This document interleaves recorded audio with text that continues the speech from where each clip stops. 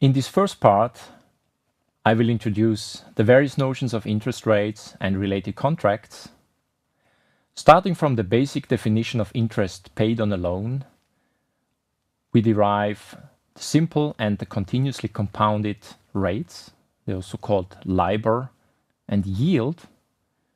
They depend on the length of the lending period, and at the short end, they coincide and they're equal to the so-called short rate.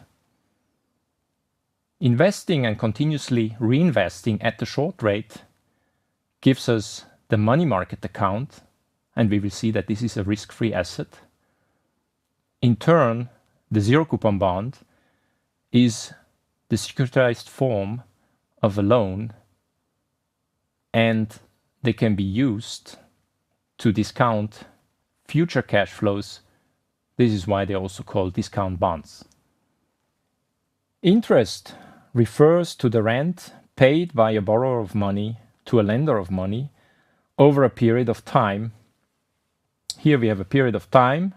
It starts at the calendar date small t, and it ends at the maturity date capital T.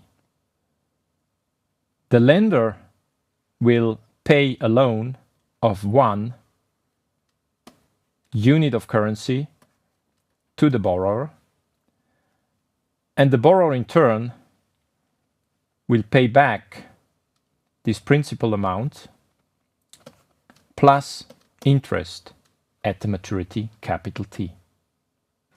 Interest is expressed in annualized interest rates.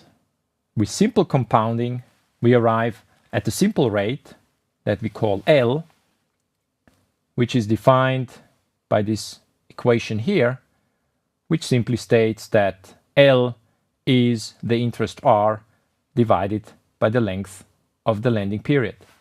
There is also a continuously compounded version, which is also called the yield, and we label it by the letter Y, and is defined by this equation here. Here is a market example, the LIBOR.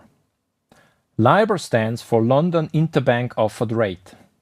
This is the rate at which high credit financial institutions can borrow on the London interbank money market.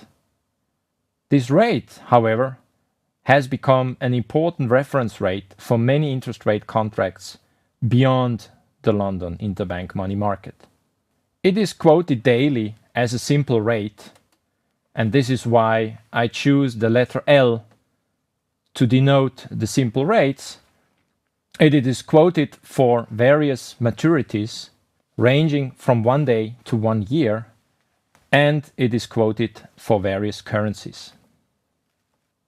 Interest rates depend on the lending period. This is why we also use the arguments small t and cap t when we notate for simple and continuously compounded rate. If we freeze the current calendar date small t and we vary the maturity capital T, we obtain what is called the term structure of interest rates prevailing at small t. We see the curve here in black, the simple interest rate, and in red we see the term structure of yields, which we also call the yield curve.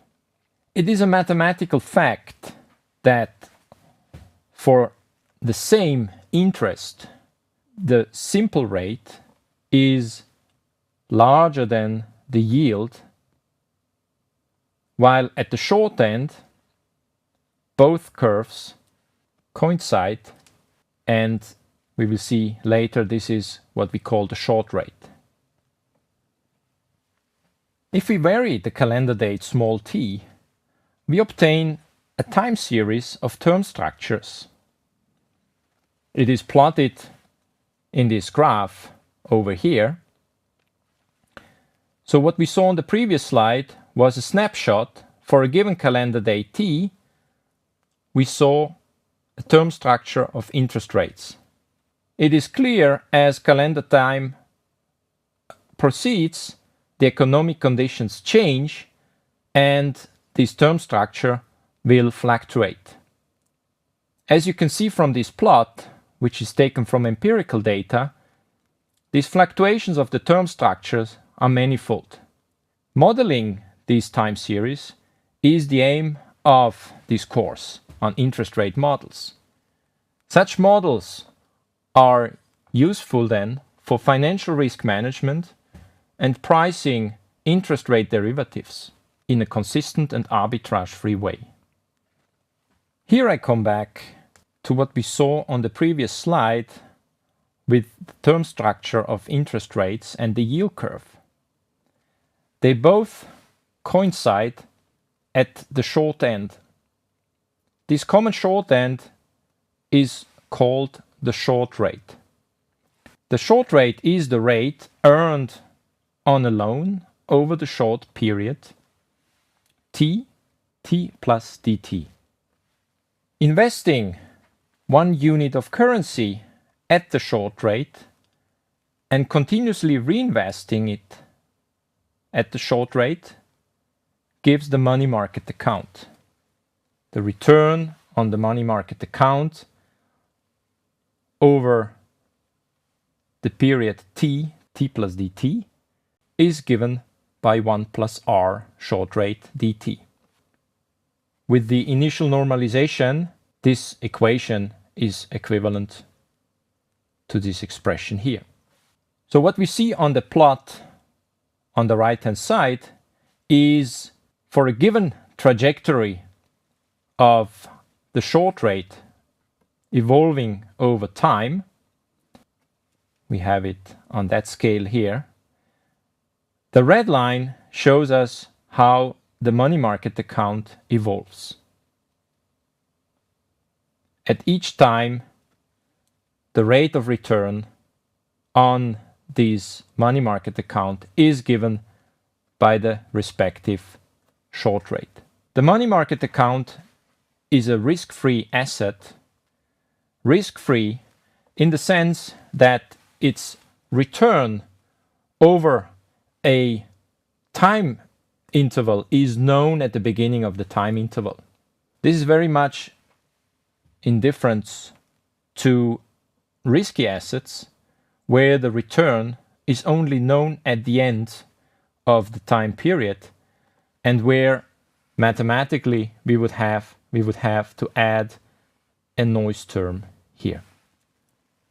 A zero coupon bond with maturity capital T is a contract that pays its holder 1 unit of currency at the maturity. This zero coupon bond with maturity capital T for short is also called a T-bond.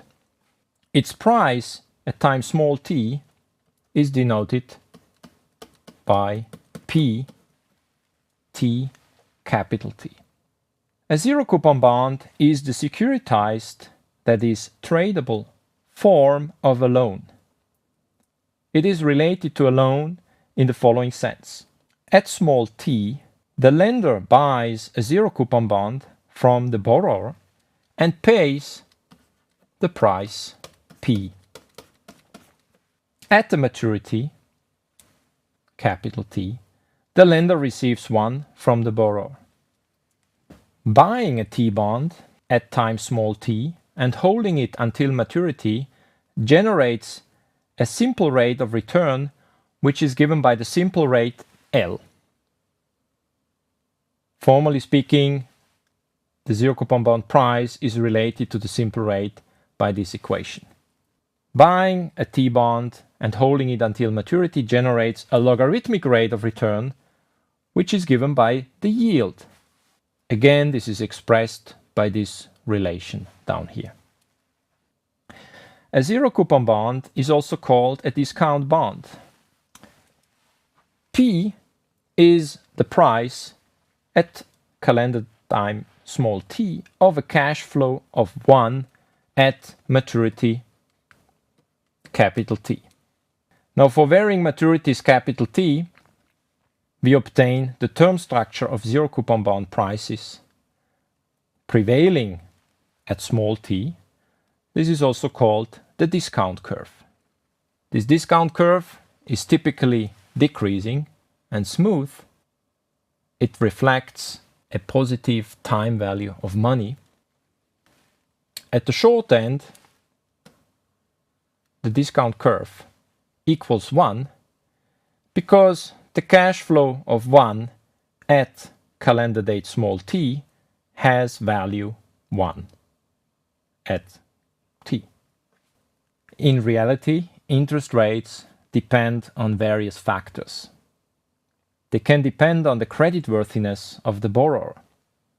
The less creditworthy the borrower, the more the lender will charge for a loan. They also depend on the liquidity needs of the lender. The more liquidity the lender needs, the more the lender will charge for a loan. Interest rates also depend on regulatory requirements and the monetary policy by the central banks. And interest rates also depend on market microstructure. Various interest rate contracts are traded on various markets, and these markets are not always perfectly integrated. In theory, however, for this course, we will assume that there is no credit risk, which means buying a bond will give the holder of the bond the face value at the end of the maturity. And we also assume that there exists a frictionless market where all T-bonds for all maturities are traded.